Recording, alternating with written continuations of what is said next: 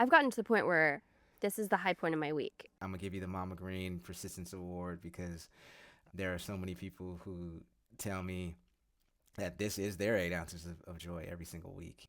That's to me that means everything.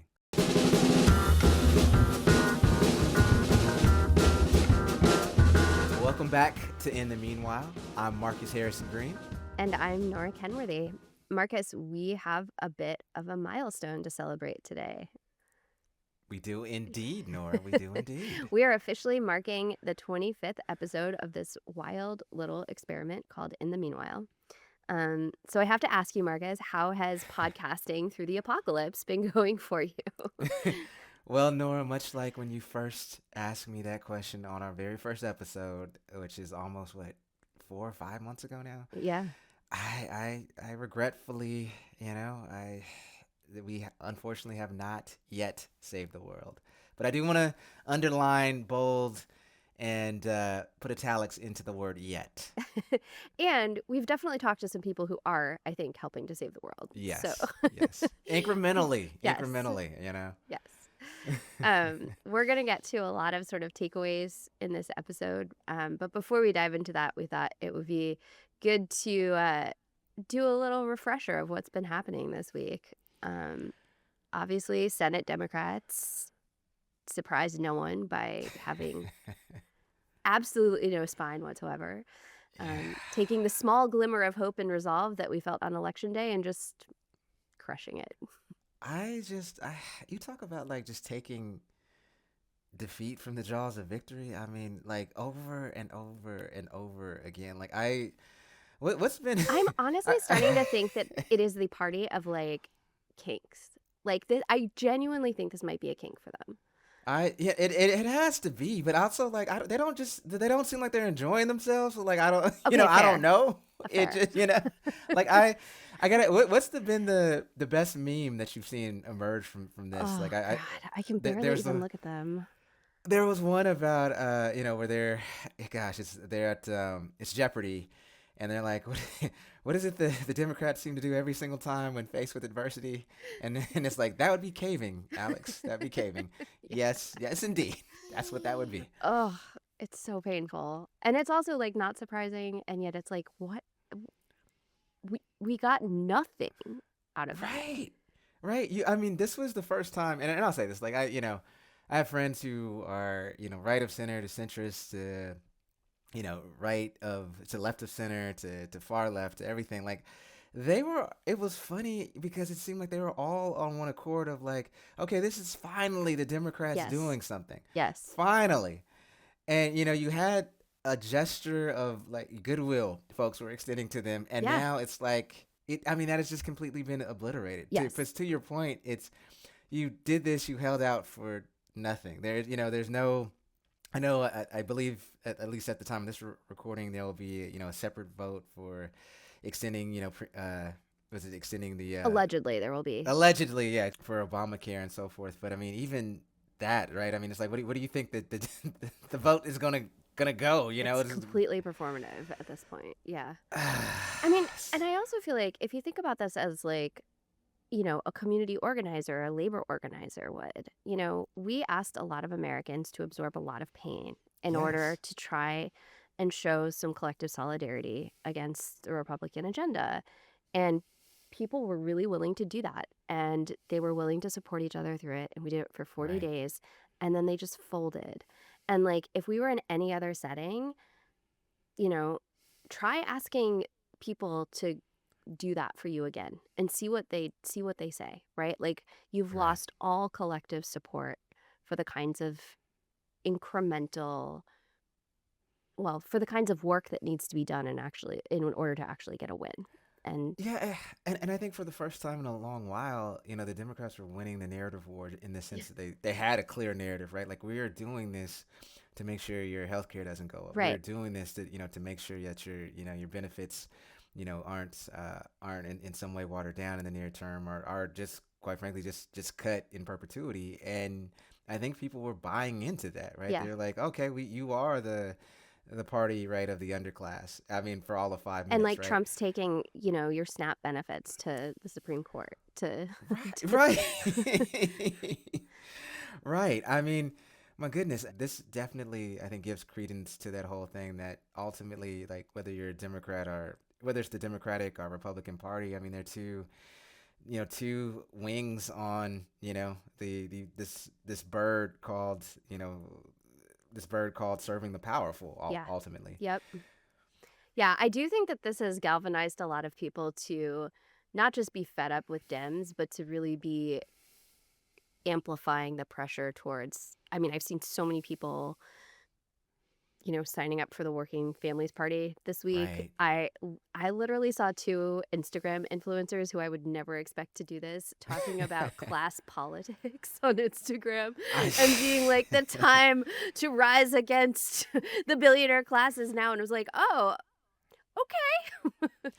right. I mean, I will say, like, I mean, if there is some silver lining from this, it is sort of a enlightenment, a new enlightenment or re-enlightenment, if you will, of class consciousness here in this country. And I think ultimately, I mean, this in many ways goes back to our, the very first episode that we ever did, where it's like, look, man, we're not flax for any, political party. Yeah. We really are. This show is really about what we can do as human beings, and what is the best vehicle for us as a society to improve the society. Yeah.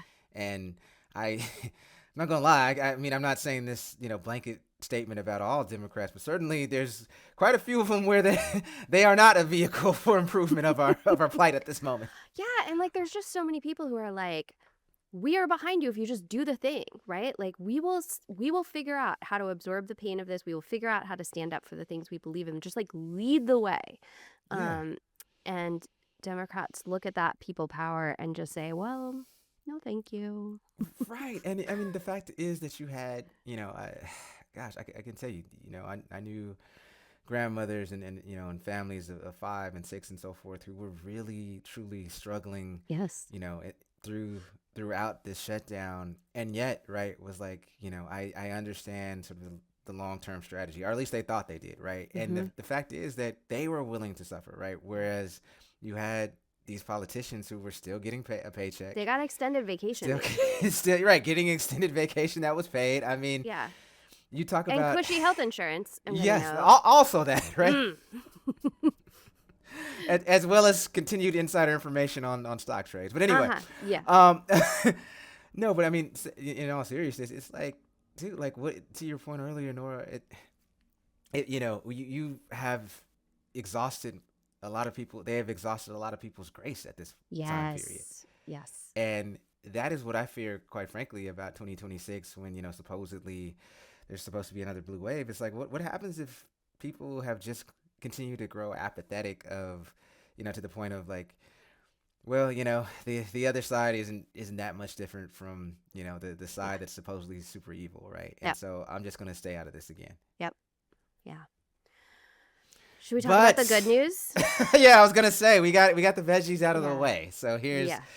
here's the Neapolitan ice cream, I suppose. We're all about diversity here in our food choices as well. Rainbow sorbet. Yes, yes. So in what was in Seattle, at least, it's seemingly the election that would never end. It it appears that it has finally come to a climax, and I think we can reasonably assume, barring any strange, act of God, I suppose, that Katie Wilson will be a friend of the show who appeared on the show. Before she Not appeared a lot of other places, by the before way. she appeared. Literally, you're right. I think it was I literally the day after she came in first Yeah. or won the We primary here talked in to her Seattle. long before the New York Times did. Just Yes, so everyone yes, knows. absolutely. Yeah, I mean, I think that what's happening here is we are in a moment where blue cities across the country, there are some similar forces at work, and it's really national. And so last fall, we had an election where the kind of stodgy establishment Democratic Party utterly failed to stop this train wreck and is clearly out of touch with the average voter. And so I think there's just this kind of disillusionment with that style of politics. I think there's a perennial desire for government to deliver and get results that people have been frustrated by for a very long time, right? It's been very long since people had faith in government. And I think that means that every election cycle there tends to be a kick the bastards out kind of mentality, right? And it swings from, ends up swinging from left to right. So I think we're in a moment where that desire for results is coinciding with this disillusionment with this certain brand of establishment Democratic Party politics. But it looks like it's not just her that won, but also a progressive wave that we got on our city council here in Seattle, as well as I don't know if we would call Erica Evans, our city attorney, a progressive prosecutor, but she's certainly She's way much better. better than the one that we had. I will give her, as sight unseen, I will give her that. Yes. So it was, I'll say this, it was definitely encouraging to see Seattle go the way of many other cities, including New York, Hmm. in this past election cycle, and land on, some progressive legislators who Yeah. will hopefully, usher in some policies that are quite frankly just more humane than some of the ones that we've had over these last 4 years. Yeah. Yeah. It's funny because, like, people always think of Seattle as this, like, totally liberal bastion, and it is, but our local politics actually aren't that progressive a lot of the time. No. And, I've been talking to a lot of friends who are like, oh, I've been voting in Seattle elections for like 10 or 15 years now, and my mayoral candidate has never won. The progressive mayoral candidate has never won, and Mm, so I do think this feels important as a shift. And I don't think it's just limited to, you know, liberal enclaves. right. It does really feel like a different kind of politics that's winning out in Seattle, that is a politics of people rather than billionaires. Yeah, and I think it just also continues to showcase that if you speak to people's material needs, and this has been quite frankly across the political spectrum, Yeah. you know, you can win off of that Yeah. message, that very simple message. Now, there's one thing to say those things; it's another thing to govern in that way. Yeah. But I am certainly, let's just say I'm much more hopeful that a Wilson administration will govern truly for working class people than let's say some other administrations who were ushered into victory a year or so ago. Yes. And I'm sure we will have a lot more wisdom from your corner, Marcus, about what all this means. I think you have multiple appearances this week to unpack the election results, and Oh goodness, yeah, this is it's like the week that never ends for you. yeah, there's like 10 days in this week. I'm like, are we only on in the middle of the week here? But anyway, I will say too, Nora, and like, I know this probably sounds, maybe overly sentimental, maybe, but I would say like having, you brought up earlier about having a friend who was, voted for the progressive mayoral candidate in Seattle, only to come up short time and time again. And I would say like having my mom, Hmm. um, endorse Katie Wilson, vote for her. Also at the 11th hour, have an op-ed in The Stranger, Yeah. and then as the ballots kept trickling, as the ballot count kept trickling in. Again, for our listeners outside of Seattle, we have mail-in voting here.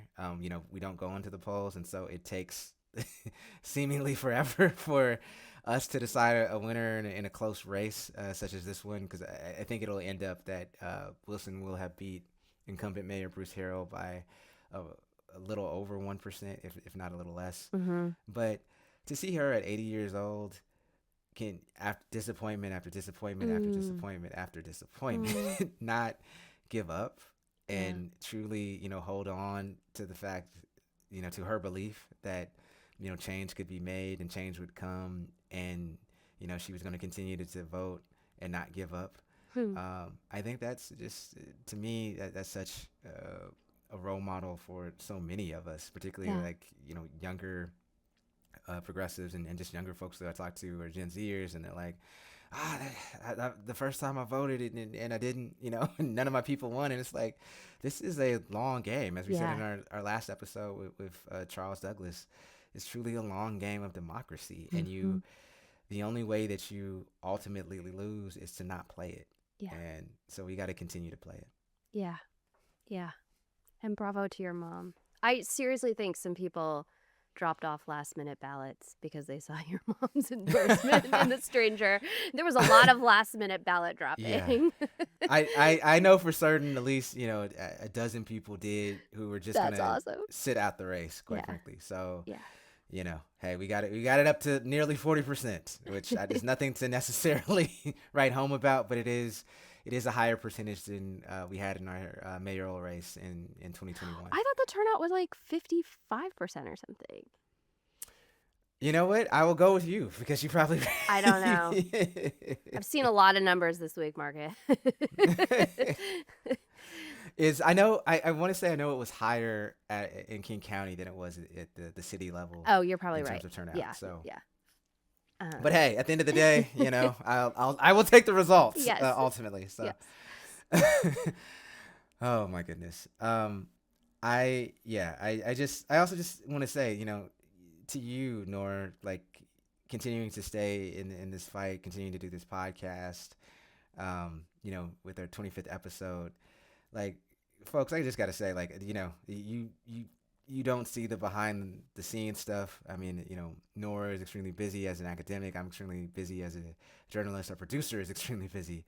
And yet to constantly week in and week out, come to you, it does take a lot, particularly from Jessica and Nora. And so, I want to say kudos to you both for continuing to persist. I'm going to give you the Mama Green Persistence Award because if not for you all, I can tell you in terms of our listening faithful, there are so many people who tell me that this is their 8 ounces of joy every single week. And so for you both to continue to persist in this journey, with me and with our listeners, that's, to me, that means everything. So, Yeah. anyhow.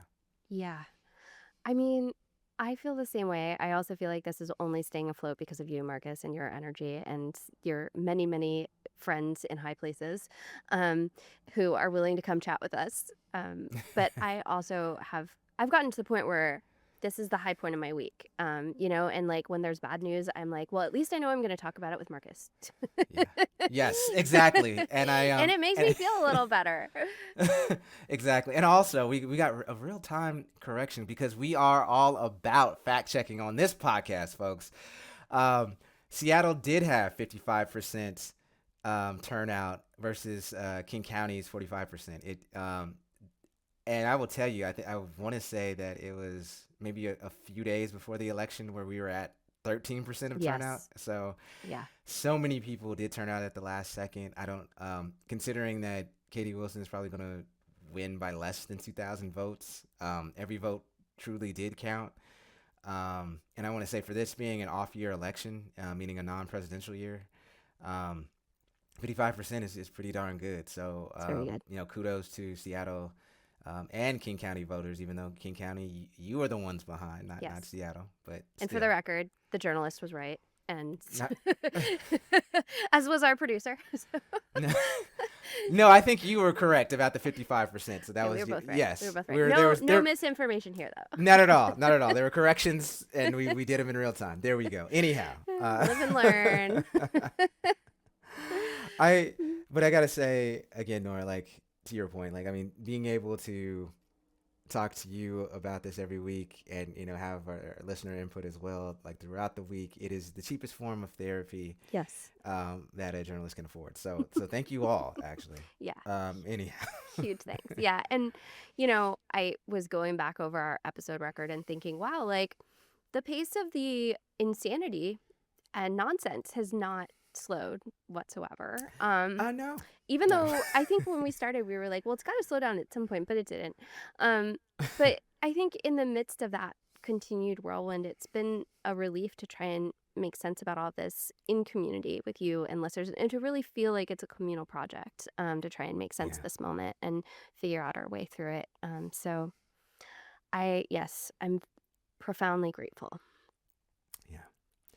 Well, with that being said, and gratitude all the way around, Nora, like, what has been your, sort of your essential moment Hmm. of this, of these last 25 episodes? What has been the one that, as a friend of mine, a writer friend of mine would say, like what conversation has sort of stuck to your mind's rib cage? Hmm. I think some of our early episodes actually really stick with me. Um, Mm. and I don't know if it's just they felt more raw because we were not very good at doing this yet. Um, but I think the early conversation we had around ICE detentions, Mm. Yeah. um, as well as the early conversation we had with Dean Spade about sort of how we form relationships and community. Um, I think some of those really set the tone for like how we continued to have conversations over the last few months. And Mm. some of those things have just kept coming up over and over again. Like, I find it very interesting that so many of our people that we've spoken to across so many different topics of conversation have returned to ideas like mutual aid Right. as a really necessary infrastructure of how we live in this moment and how people should be living moving forward. The thing that resistance is made of is like our connections to one another, like our solidarity, our willingness to take a risk together, our belief that we're going to go break a rule together, that we're going to, um, you know, actually have empathy for one another and notice each other's suffering instead of turning away from it as we might be told to do by a consumer society that wants to distract us. Like relationships are like it. You know what I mean? Like I think there's some collective wisdom that's coming out across these episodes, which I'm very excited about, and I'm excited to keep seeing where it leads us. Yeah, I think that was an excellent sort of, if we were going to wrap up this quarter, if you will, right, of of episodes. I think that sort of that thesis of mutual aid and sort of collective destiny and our fates truly being intertwined with each other, right? Yeah. Um, and I think that's more necessary than ever, right? In the sense that there continues to be this sense of alienation that goes on in life, a sense of isolation. Um, I continue to see on social media where it's people engage in, fits of rage as opposed to any type of, Mm-hmm. understanding. And I think this is a place where at least we've tried to nourish as a place where folks can, come as they are,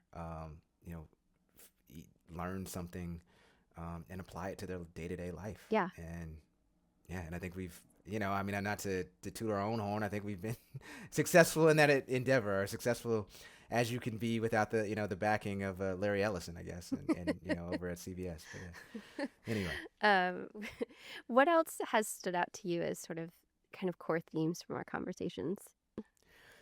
yeah, I really enjoyed our conversation with Trisha Rose, Yeah.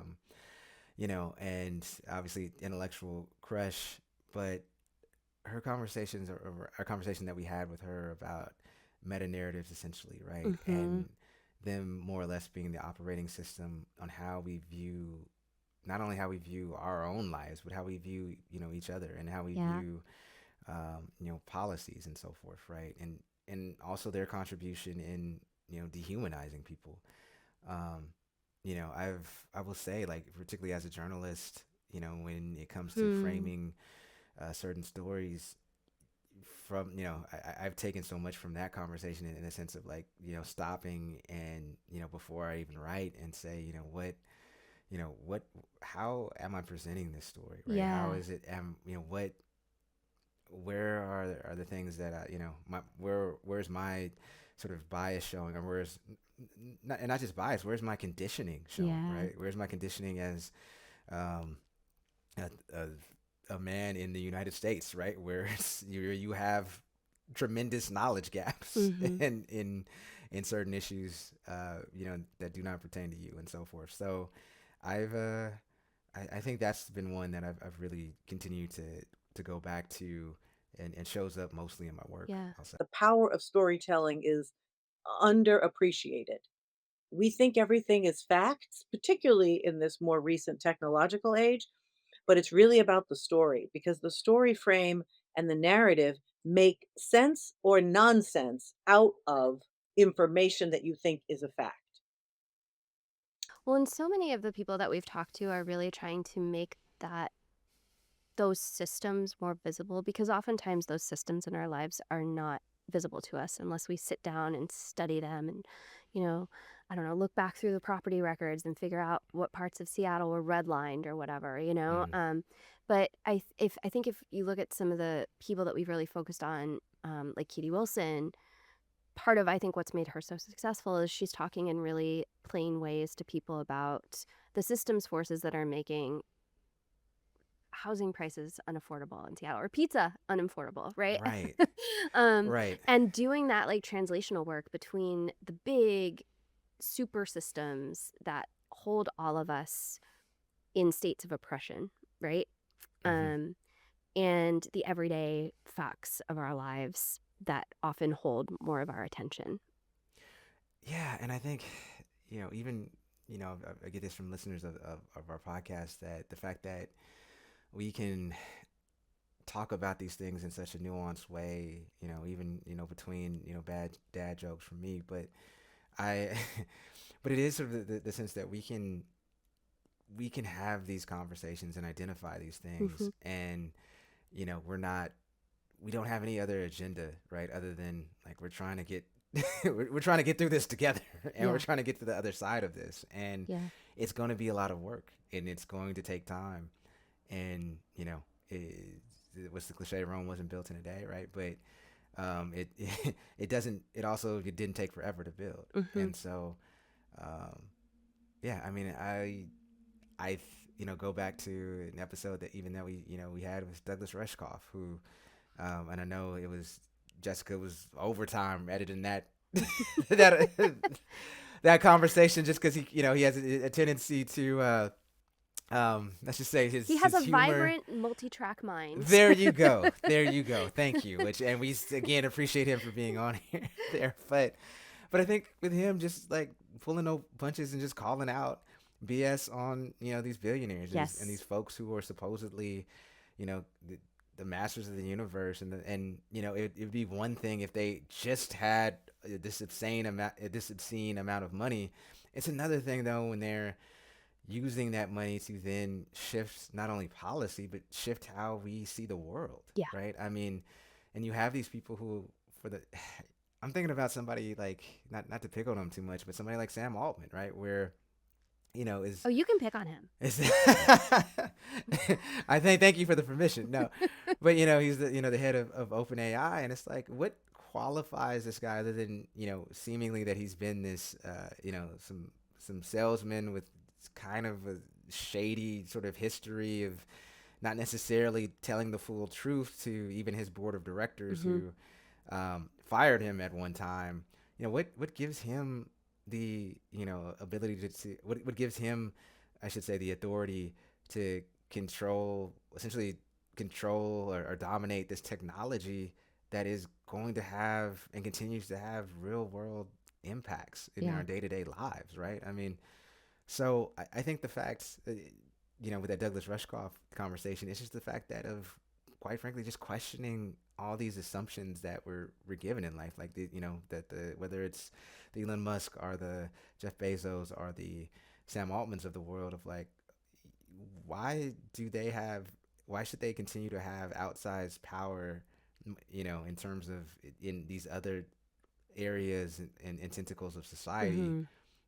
I mean, they're business people, and kudos, bully for them, but that does not mean that they should have such an impact on our lives. Yes. Yeah, and I think one of the like this the sort of subtle effects of our highly oligarchic politics these days is that Mm. so much of the dominant common mainstream conversation, not just in the media but across so many different spaces, whether it's workspaces or social media, just gets really dominated by these kind of beliefs of the inevitability of, you know, racial or wealth inequalities, or the inevitability of AI. You know, we were talking about this with Dan McQuillan as well. Um, and to have a space where you can simply say, nope, this is Mm. not normal and this is not okay, right? Like where we've had these really raw conversations about, for example, you know, the the genocide in Gaza and Right. how the politics of that have played out in the US, and to have spaces where we can say, no, actually, the regular person does not agree with this. Yes. And we are, I hate to use this term because I think it's been really abused in many ways, but like the sort of silent majority of Americans who like don't think that the kinds of economic inequalities or the kinds of Mm, military engagements that we're engaged in are okay. Um, and somehow that is not reaching like quote unquote the discourse a lot of the time. And so I think a lot of us feel isolated in our own beliefs as well. And I think that has a real silencing effect. And the thing of like Gabriel Teodros and what mm, he was saying about the importance of speaking loud and speaking in right. community and just like continuing to say the thing has really stuck with me.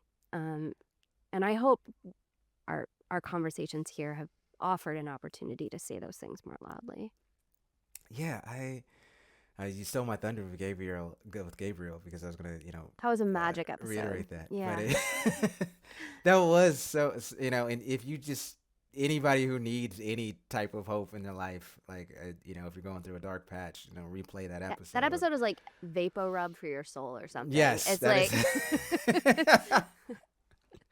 so Yes, soothing. it is yes, it is the Epsom salt bath. I will tell you that we all need. I think other people's silence is what makes it dangerous for those of us who do speak up. If more of us spoke up, if that became the norm, if chanting down a genocide was the norm in this country, it wouldn't be dangerous for anyone. And it's such common sense, you know? I don't know how not to speak about it. I really don't, you know? I worry about people's humanity. And I wonder, do they see the same images that I see when I log into Instagram? When I go on social media, like, are they seeing images of a genocide happening in real time? Because I do Hmm. when I log into social media now, and that's not normal. Nobody should ever be okay with that. Nobody should ever be numb to that, you know? Um, and it's just that simple. Like I talked earlier about love work, about holding on to your humanity. To me, speaking out against injustice is part of holding on to your humanity. I do want to ask you, was there ever, in terms of with you and your continued research and work um, and writing, was there an episode that you think that just profoundly impacted you, that made you pivot in some way, Hmm. or I don't, or just made you rethink something? Well, I think this whole podcast has honestly been a real pivot for me. So often in like the life of an academic, you get put into a very narrow lane, right? You have your lane of expertise and you kind of just stay there and you do that.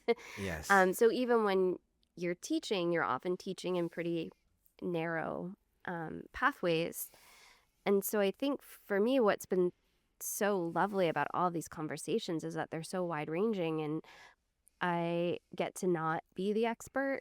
Mm. I get to ask dumb questions or not know much of anything about what we're talking about sometimes. And I really like that. I think it's really shifted some of the humility that I approach different topics with in my own work. And I think I'm a true believer in the idea of intellectual humility, that the best quality we can have as people is to understand that we don't understand, and to Yes. like keep striving to understand things better. And I think there's a real tendency among highly educated people to lose that throughout their lifetimes. And so I think this has really helped me to cultivate more of that intellectual humility. Uh, well, I was gonna say, Nora, like we did have another, academic on here before, in Dr. Dade Abe, Hmm. and I mean, have you adopted some of his lines, of his one-liners, or have Well, indoctrinate D's nuts is like staying forever. And Marcus, that after that conversation, I designed us a button for, Yes, yes, and so, one of the projects for when I like am not burning the candle at both ends is to make us some like in the meanwhile themed buttons. yes, the merch Because coming the soon, folks. merch, we need some spicy merch for sure. Absolutely, absolutely.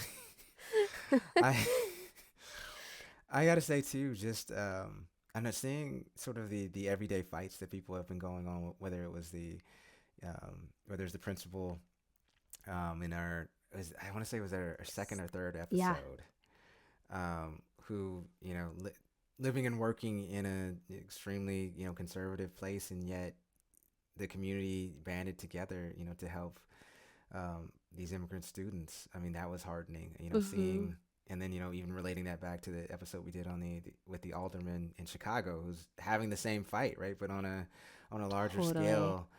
It's I think it's in some ways what I've what I've taken as a benefit of this podcast is just the connective tissue between these Hmm. issues, right? In the Yeah. sense that none of this is happening in a vacuum, folks, right? You can't just sit this one thing down and then, you know, go off to this other thing. I mean, these things are interrelated. I mean, our liberation, our safety, our collective well-being, it is all truly tied up together. That isn't just some sort of leftist sentiment. I mean, that it's just a true reality. Yes. Yeah. And like, you don't have to know how to do everything in order to do something, right? Like, I think so many people have come on here and just said, I wasn't always sure what to do, but I did something. I figured out something that I could do and I did it, right? And I think it's these like everyday acts of bravery and courage and just like showing up that so many people have carried into this space and narrated for us in really powerful ways. Absolutely. I also want to point out that we've had some really good conversations with funny people Yes. and Yeah. like have had some really important reminders about the role of humor, um, Yes. not just as like an antidote to authoritarianism, but humor itself as community building, as survival. I remember Kashana Colley talking to us about how humor for her is always collective. Mm. It's like people in groups making funny Yes. and like and how important it is as an organizing factor of community, and how we show up and represent ourselves in community. And that was just like it was such a revelation to me. Like, of course humor's collective, but I've never thought about it that way. Yeah. Or even, I mean, having Francesca Forentini on from the Yeah. Habituation Room, Yes.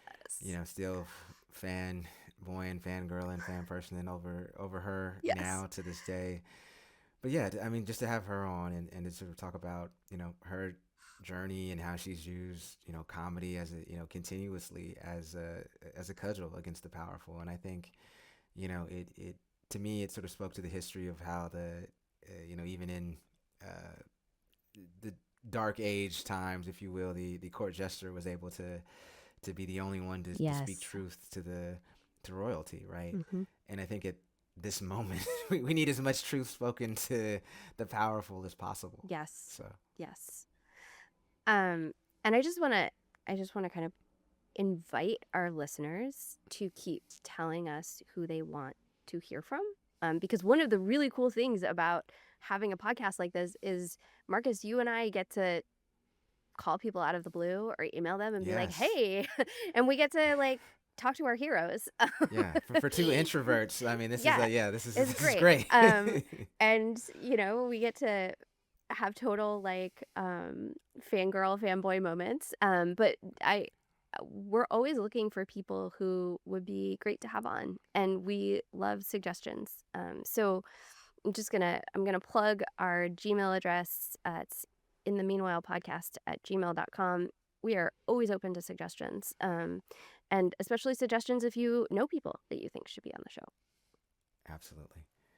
Well, no, I want to ask. I mean, we've taken some time to look back at, and it's episode 25, and would like to maybe look forward a little bit in what our listeners can expect. Is there anything that you want to tease out potentially for our next few episodes, or things we're definitely trying to touch on? Yes. I know we have reached out to, and I will tell folks this: we have some dynamite guests We who I have know some who have said amazing folks. yes. Yes. So Well, in the next couple of weeks, people are definitely going to hear an episode um, with Peniel Joseph, an incredible civil rights historian and author who's going to give us a bit of much needed historical perspective on this moment through his book, Freedom Season, which is about 1963 and the lessons that it teaches us for today. So I'm super excited about that.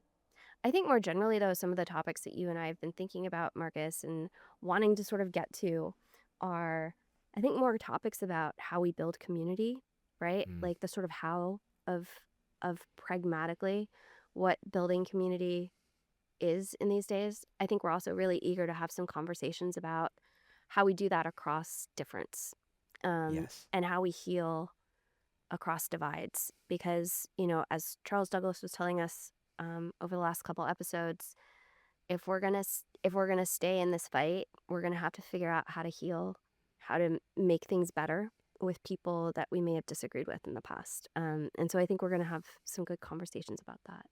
What else is Yeah. on your list?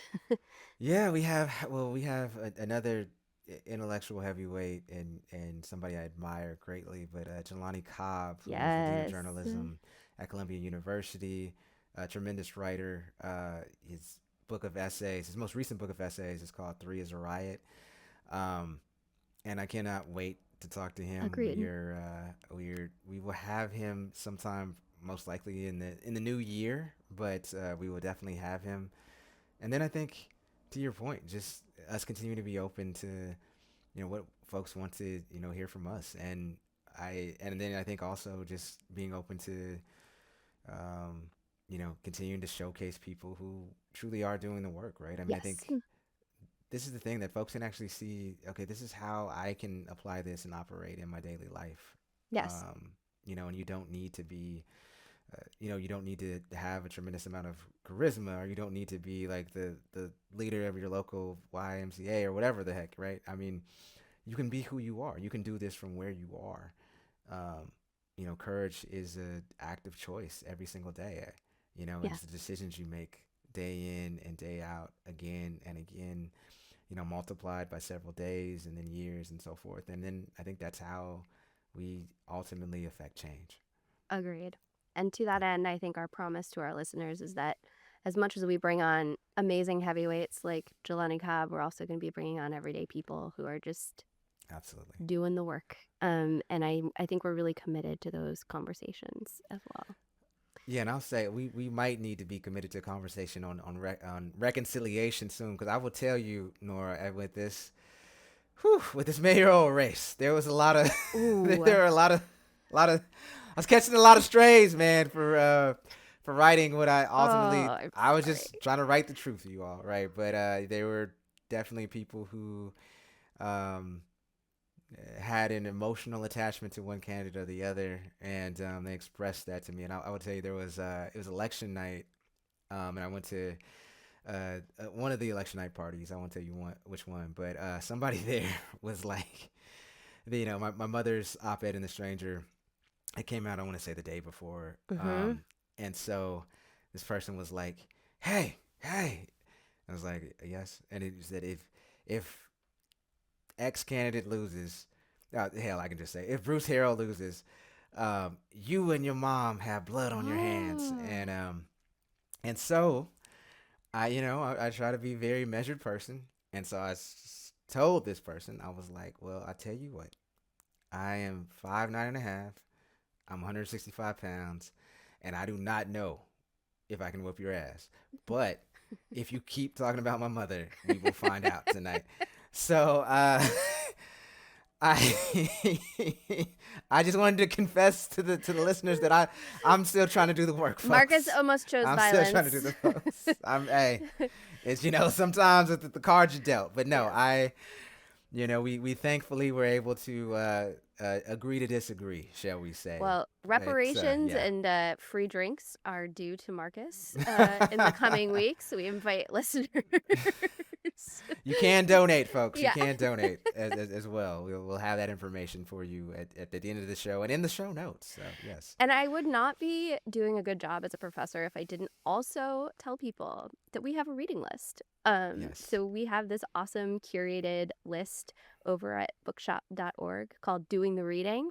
And if you want to read more of what we're reading, connect with the books written by people that we've had on the show, we really invite you to check out that list. And by purchasing books off that list, a few cents of each purchase go towards our show. So please keep doing the reading with us as well. Yes, somebody's got to. So Marcus, please. I also have prepared a surprise for you for today. Really? Uh-huh. It's a pop quiz. Would you like to Okay. participate? Oh boy. Oh Yeah, I boy. mean, you mentioned that it's like sort of the end of our first semester, Yes, that and is true. what kind of professor would I be if I wasn't gonna give you a pop quiz live on air? You always the professor, Nora. Me, always the beleaguered student here. So yes, You consent to participate? I do indeed. I do indeed. Okay. All right. It's Slightly less only hungover than I was in college before all this right. pop I quiz. think it's So only here we go. like Anyway. it's only like 6 or 7 questions. Okay. Okay. Only. Okay. Yeah. Yeah. All right. All right. So first question. Okay. All right. Which is longer? Mhm. A, the amount of time since our first episode aired, or B, the amount of time since the last Trump administration leak of sensitive information via group chat? You know, I was gonna go with C. The what was it longer than it took to actually count the votes here Oh, in fair. Seattle? Yes. But no. Yes. Or some of the Mariners playoff games. Yes. There- Also that. It still hurts. That still hurts my heart know, about the sorry. Mariners. I will. I'll go with A. I'll go with A. You are correct, because though Signalgate happened before our first episode in August, ICE accidentally added random users to a mass group chat about deportation plans, which was sharing people's social security and license plate numbers. And just because they're extra professional, the group chat was titled, quote, mass text line. I gotta say, Nora, has anyone gone broke betting on the incompetence of I this mean, administration? I mean, I would love to see some more betting pools for this. All right, are you ready for the second question? That's the fire away. Fire away. Okay. All right. Question 2. Which was longer? Okay. The nap that Trump took at the Resolute desk this week while in the midst of a press conference, or the discussion that we had with Doug Rushkoff in episode 17 about how cute Marcus is? Oh my goodness. Which I think you might remember was a pretty lengthy conversation, and I think it got cut from the Ultimate, but maybe we have the archives and we'll add them. We'll throw it in the direct producer's cut one of these days. Yeah, for people who are just listening to this on the podcast, you gotta Marcus. Marcus, he is so cute. He is such a sweet looking man. It's just like, you have to know that this. If look at his face, find his face, do a Google search, and you'll hear what this is coming from. You're. I mean, you're beautiful too, but Marcus's face just melts me. It melts me. It's so nice. I'm gonna go with A again. No, I'm gonna go with A again. That is true. Trump took Okay. a 20-minute nap in the Oval Office. And I didn't realize this until I was doing research for this quiz, but that was the same Oval Office meeting where that person passed out. Yeah. The guy. And there was like that awkward picture of Trump just kind of like looking pissed off and staring at the cameras. So all of that was one meeting. So narcolepsy and just the clear apathy as well. It's Exactly. Just, sums up the Trump administration. Exactly. All right. You are 2 for 2. You ready for the next question? I am. Okay, you're going to love this one. Okay, true or false? Okay. You and I have hosted more podcast episodes than Barack Obama. Oh man. Does that include like the one he had with Bruce Springsteen? It does. Okay. Jeez, I don't know, man. This is a tough one. I mean, he is kind of a celebrity these days more than anything. I'm gonna go that Barack Obama has hosted more. Nope. No. Okay. Okay, Obama and Bruce only lasted for 8 episodes. Okay. Probably 7 too many in my eyes. But I think anyway. it was a bit of a failed experiment. All love to Obama. Yeah, according to the very reliable source of Podchaser, Obama in his lifetime has only hosted 24 episodes of podcasts. So Oh we my have beat goodness. him by 1. Okay. That's all right. Very squeaked it out there. Okay. We're the Katie Wilson of podcasting. Yeah. Where here we are. Yes. All right. Onward with this extremely random pop quiz. Okay. According to national polling, Mhm. who do voters trust the most to provide accurate and correct information about current politics? Is it A, celebrities, Hmm. B, members of Congress, C, social media influencers, or D, podcast host? Wow. Goodness. They're all bad answers. I was gonna say this is all pretty terrible. None of these I- will give you faith in humanity. I'm hoping. Gosh, I'm hoping it's not. See, so I'm gonna go with D just because It's we're D. in the podcast. Yeah, Oh, but thank God. Yeah, Okay. but we still only rank at 40% approval. You know, jeez. And both academics and community leaders and news hosts rank higher. So we're in Okay. safe company. There we. You know, I'll. I mean, I wish I didn't have to take it, but I will take it. I will Okay. take it. All right, there's only 2 more questions. All right. Both of them are pretty bad. Okay. Okay. Which show has a better rating on Apple Podcasts? Is it Our Show or Pod Uh-huh. Save America? I'm gonna go with our show. It's true. We have Okay. All Yes. 5-star reviews, baby. Thank you to our moms. Yes. And god moms and god uncles. Let me tell you, Yes. I was hitting up everybody. Anyhow. Okay, my last question has a prop. I don't know if you Oh. can see this. This is my daughter's swear jar. Oh my gosh. Okay. And it's got me and my husband and Nana and Pop Pop, who are also known swearers in our All world. right. And then at the top it has Marcus. Oh my um, gosh. Okay. Because when she listens to our episodes and one of us swears, we get put in the swear jar. So Oh, wow. I went through and I counted, who do you think has more swears in my daughter's swear jar? It's got to be you. It's Nora. totally me. Yeah. That was the easiest question. I got to say. And I was looking at our producer Jessica's face as I asked that question. She knew it was me. No, too. it's worst kept secret. I will would say though that my daughter thinks it's much cuter and funnier when you swear. Does she? Okay. I think because I do it a little less frequently than you, so I think that it's I like, think, oh. I think you're that's generally the- cuter when you're swear than I am. Yeah, Doug Doug thought Rushcroft so, thinks yeah. so. Yes. Yes. Okay, well, I could tell you had flying colors, Marcus. I could tell you had a lot of fun coming up with that, Nora. As So much fun as I ever have coming up with exams. Yes. Well, there's soon to be some real ones coming to your students, I'm sure. So Yes. anyhow. Yes. Oh my goodness. Nora, seriously, this is we have. I think this. I'm paraphrasing a Beatles song. You're probably like, oh, you know John Mayer's lyrics, but not the Beatles. That is correct. But it's they say in the song, I don't know which one it is, but it's been a long road, my friend, that we've traveled together, and we're still on it. And, We are still on it. It's probably going to be a long road from now on too, but Yeah, it's doesn't get any shorter. But hey, it's thanks for not veering off off the road and us crashing into a ditch or something. So Same. appreciate your driving and your insights. So, I feel like 25 of anything is hard to do these days. So I'm proud of us.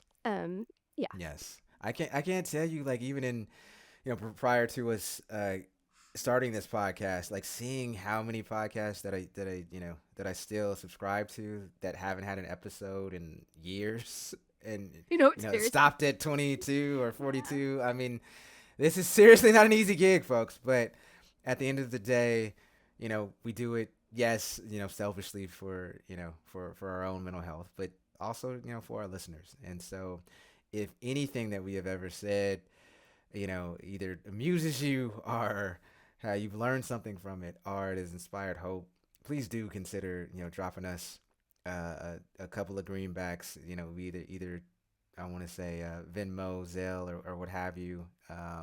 We would very much appreciate it. We do not get paid by any advertising, and we certainly do not get paid by any corporation, which is I should be obvious by the content. I gotta say. Agreed. And I'm Yeah. not sure how much money our buttons are going to bring in. So we need all the help we can get. Yes, we do. Yes, we do. Before you go, holiday shopping, just throw a few our way. Anyhow, oh my goodness, has it Nora, has it come to that time where we express the joy that we have in the world? I think so. Okay. I think we've also forgot to mention how much joy it is to do 8 ounces of joy every week. So Yes. I just want Yes. to say, like, I, my therapist has always been telling me, like, oh, gratitude practices, they're so great. Like, it's good to, like, notice things that you appreciate. And me being the cynical person I am, I've basically not listened to her. Um, but having to do this live every week, um, has sort of put the fear of God into me, like that I have to do it, but it's a very healthy practice. And I really enjoy this part of the episode, and I really encourage other people to join us in this 8 ounces of joy practice because it truly has been transformational. Absolutely. Like I will tell you, I'm not gonna lie. Like if I didn't have to do this every week in terms of like the the 8 ounces of joy, I don't know if I would. So Yes. if nothing else, we will continue this podcast just so I make sure that I can just to make sure that I deliberately do this practice. Choose one thing So a week, yes, that you enjoy. yes, absolutely, Do absolutely. you want to go first? Yeah. So I've mentioned it before, and I know we put it in the show notes, but my mother wrote an op-ed in The Stranger prior to the election here in Seattle, about who she was going to cast her vote for, and both of those people won. So I don't, no need to focus on those two. But I will say, so many people who read the piece said that it reminded them so much of that it resonated with them so much beyond just this one election cycle, and I think that that's true because some of the things that she was bringing Yeah. up, for the most part, they'll continue to reverberate right throughout, this this democracy and as long as we have it. And Mhm. so there are a few words that I just want to recite from it. It's actually the last 4 paragraphs of her piece, but they bring a lot to me. They bring a lot of hope, but also they kind of encapsulate what this podcast it truly is about. So she's in this op-ed, for context, she's trying to admonish people to go out and actually have your voice heard and vote. So anyhow, so she says, so to the young people who feel like their votes don't matter, they do, because you matter. You're not just the future, but the key to changing the present. And to my fellow elders who feel tired, don't give up. We need you. We need each other. I ask both groups, have your needs been met in these last 4 years? Because if not, this is our moment to make it known. We have until Tuesday to remind the city what it stands for, to show that hope still has strength, still has purpose, still has muscle.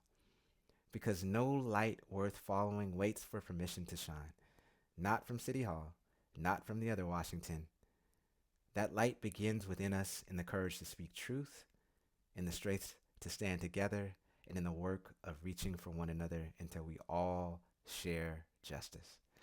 So, yeah, that's my 8 ounces of joy for today. It's Man, my mother's words. I think So, we can tell where you get your writing chops from now.